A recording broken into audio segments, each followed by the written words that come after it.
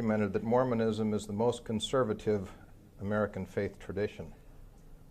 Nonetheless, it has always had a strong and influential, albeit minority, progressive voice.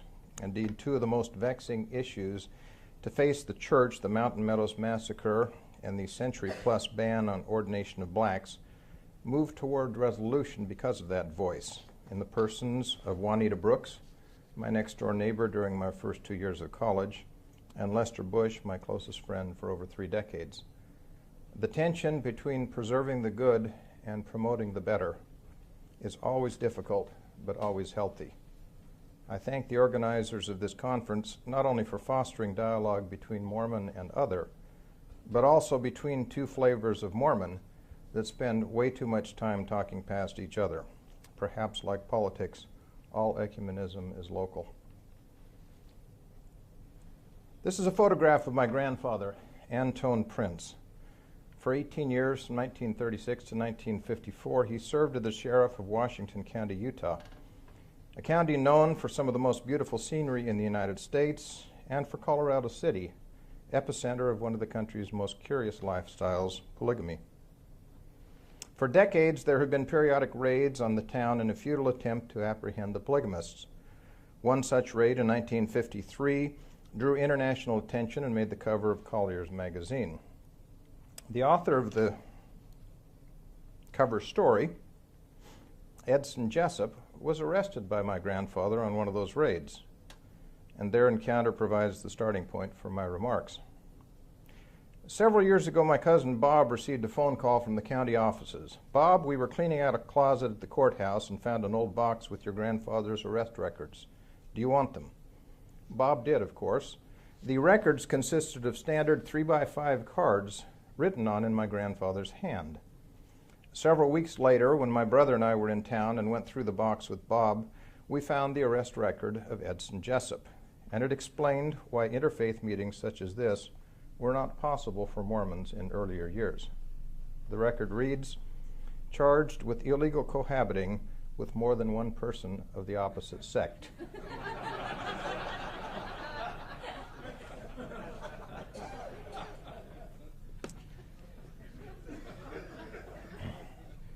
Three years ago, Dr. David McAllister Wilson, one of the participants in this conference, hosted at the American Film Institute in Washington, D.C., a preview of the PBS documentary, The Mormons. About half the people in attendance were from the Wesley community, and it was to them that David addressed these remarks. If this were a meeting of Methodists and Hindus, we would all be rejoicing. But it is a meeting of Methodists and Mormons, and many from my community have greeted it with raised eyebrows. He concluded, "We all have work to do." That work is what brought us here today. I would like to give my observations about how Mormonism came to be regarded by non-Mormons unfavorably, how we have made some progress in rectifying the situation, and what we might do to narrow further the considerable chasm that still separates us from many other Christian and non-Christian faith traditions. As a believing and yet self-critical Mormon, perhaps I can set a tone of candor that those here of all traditions can continue. First, how did we get where we are? Mormons have a long history of not getting along with others. Joseph Smith's personal epiphany in the early 1820s was initially described as a quest for forgiveness of his own sinfulness. He wrote, "I became convicted of my sins, and I cried unto the Lord for mercy, for there was none else to whom I could go and obtain mercy. And the Lord heard my cry in the wilderness. A pillar of light above the brightness of the sun at noonday came down from above and rested upon me. I saw the Lord, and he spake unto me, saying, Joseph, my son, thy sins are forgiven thee. Go thy way, walk in my statutes, and keep my commandments." End quote. Such an experience was not unusual in that time and place. Indeed, the flood of epiphanies earned western New York State the nickname of the burned-over district. In that environment, Smith's epiphany initially attracted no special attention. By contrast, his subsequent audacious moves attracted a great deal of attention, most of it adverse. He produced a new canon, the Book of Mormon, after the Christian canon had been closed for well over a millennium. He founded a new church and claimed angelically bestowed authority as his mandate, and he imbued his followers with a sense of mission that maligned all non-believers. Indeed, in the church's first year, an Ohio newspaper reported that its first missionaries claimed to act under a commission written by the finger of God. They appear very enthusiastic and predict the end of the world in 15 years, when all but the true believers will be destroyed. 8 years later, Smith rewrote the story of the first vision, transforming it from personal narrative to institutional charter, or in other words, history become theology.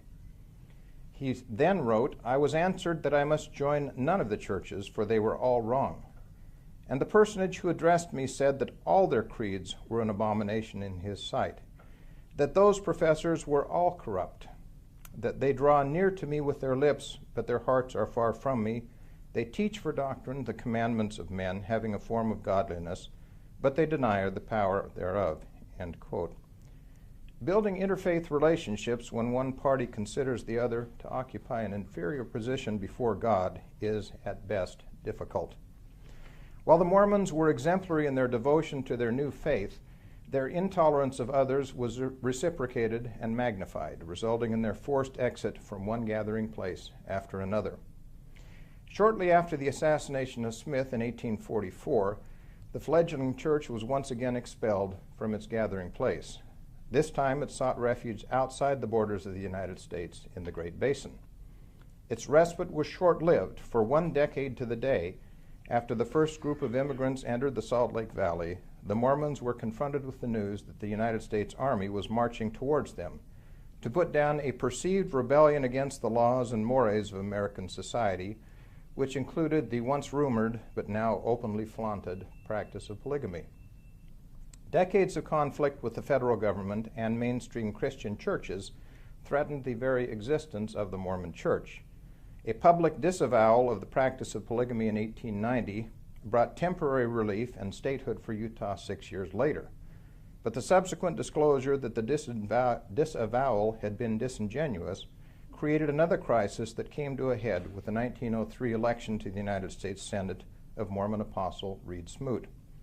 The Salt Lake Ministerial Association, an amalgamation of Protestant churches, challenged the legitimacy of Smoot's seating, resulting in hearings that lasted for 3 years, literally put the church on trial, unleashed a nationwide flood of adverse newspaper reports, and further distanced Mormonism from mainstream Christianity.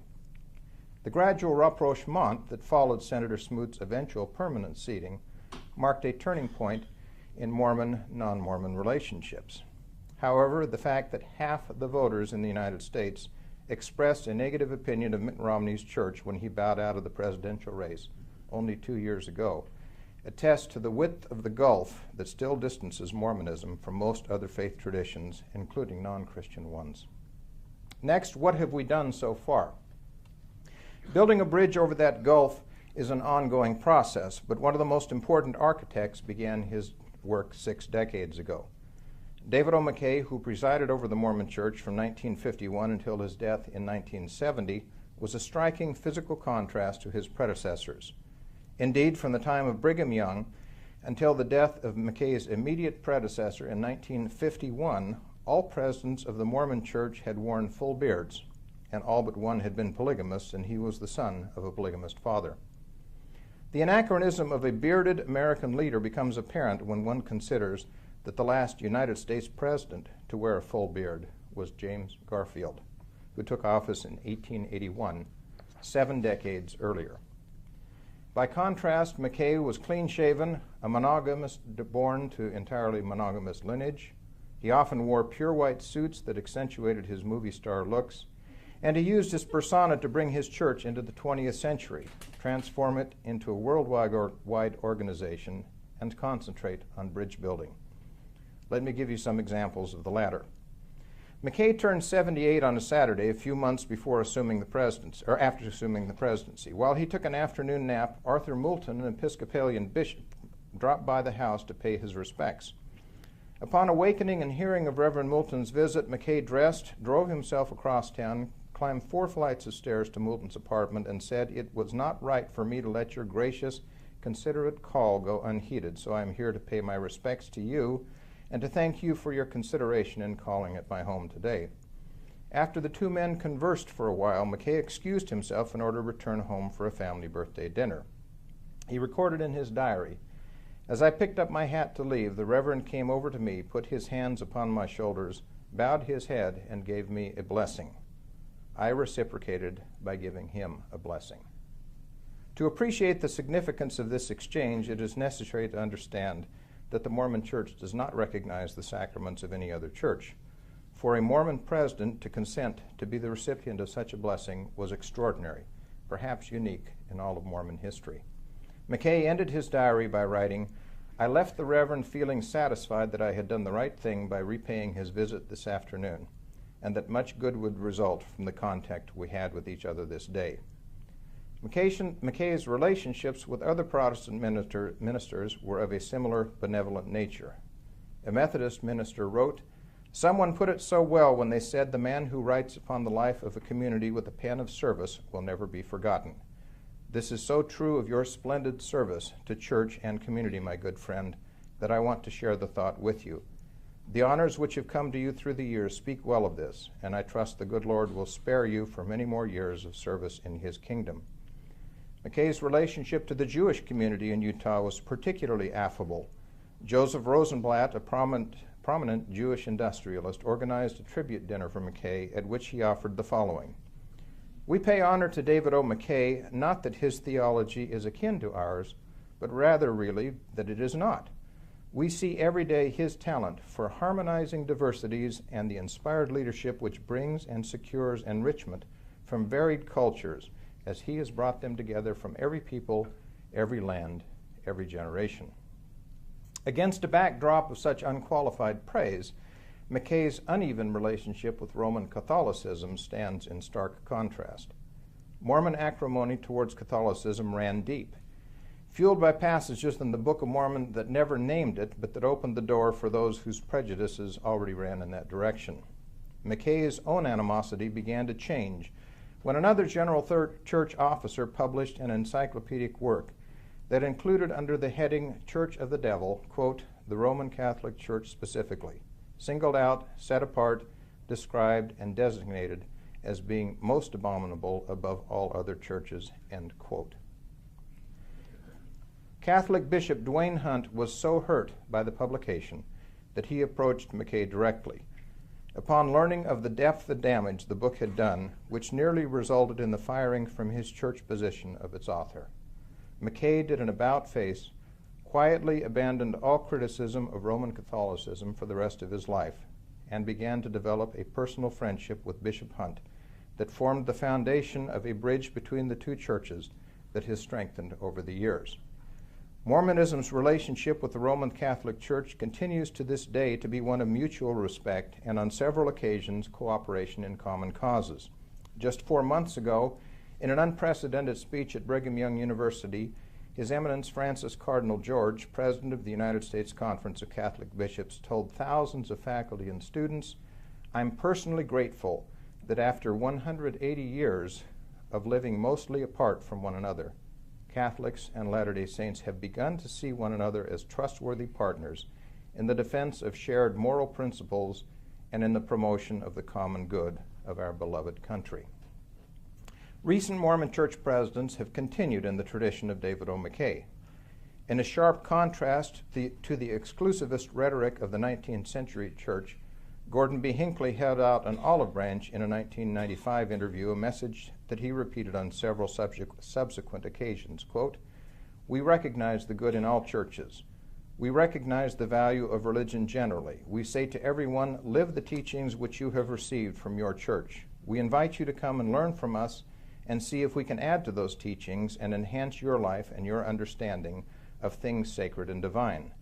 Now, we work with people of other faiths in common causes, many of them across the world.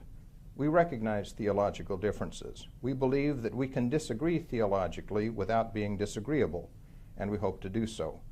We have been rather careful about surrendering in any way our doctrinal standards, anything of that kind as part of an ecumenical effort, but we certainly have worked with people and do work with people and want to work with other groups in tackling common social problems, things of that kind which are so much in need of attention these days throughout the world," end quote. In a similar vein, his successor, the current president, Thomas S. Monson, said, "I think we should not be sequestered in a little cage. I think we have a responsibility to be active in the communities where we live, all Latter-day Saints, and to work cooperatively with other churches and other organizations.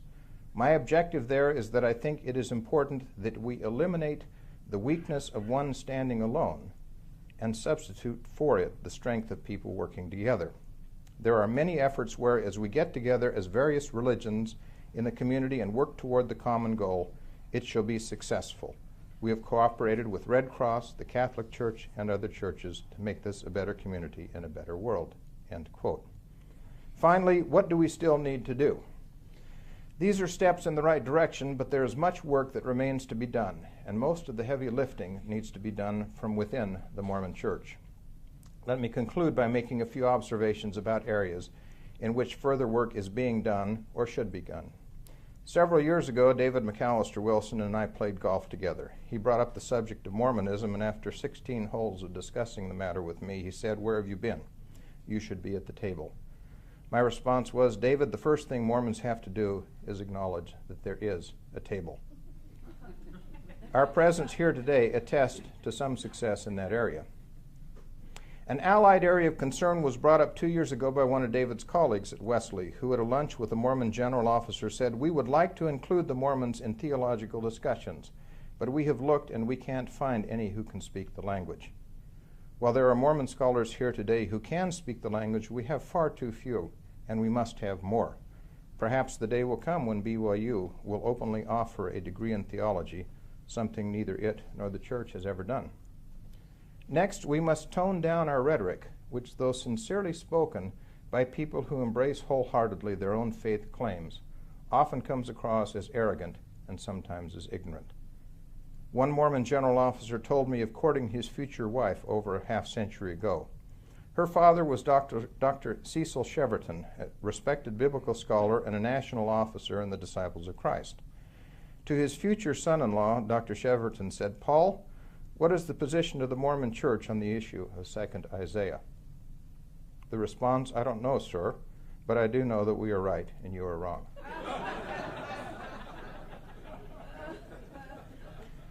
That got fixed before the wedding. Next, we must re-examine and, as needed, either reword or revise some of our doctrinal positions. I quoted President Hinckley saying, "We have been rather careful about surrendering in any way our doctrinal standards." That said, there are some elements of Mormon theology that are offensive to others, particularly to other Christians, in the way in which we put them forth. In the book Mormon America, author Richard Ostling described one.